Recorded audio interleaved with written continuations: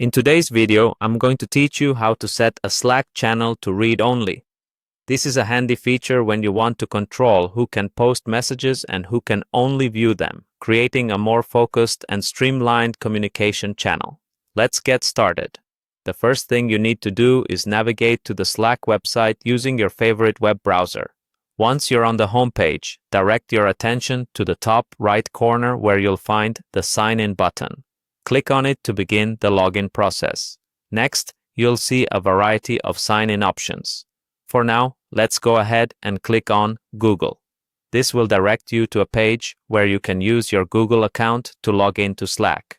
Enter your account credentials if prompted, and you'll be quickly logged into your workspace. Now that you're logged in, head over to the Home section.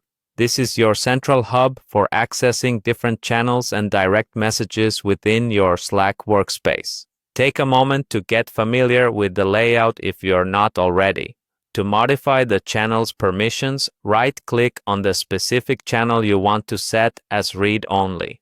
This opens up a context menu with several options. From this menu, select View Channel Details. This section is where you can find all the important settings and details related to your selected channel.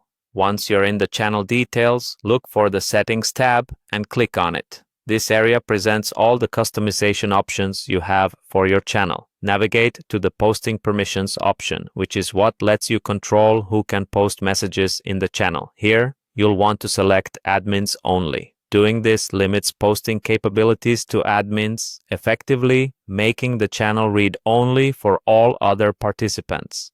This is a crucial step to ensure that the only information being posted in the channel is from designated individuals, helping maintain clarity and order.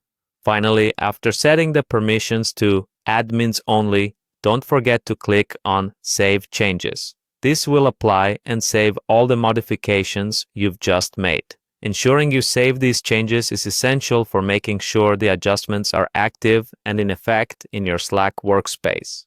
That's it. You've successfully set up a Slack channel to be read only. By managing who can post, you create a space where information can be shared with minimal distractions and maximum precision. This can be particularly beneficial for announcements, guidelines, or any communications where you prefer a controlled flow of information. Thanks for watching, and be sure to subscribe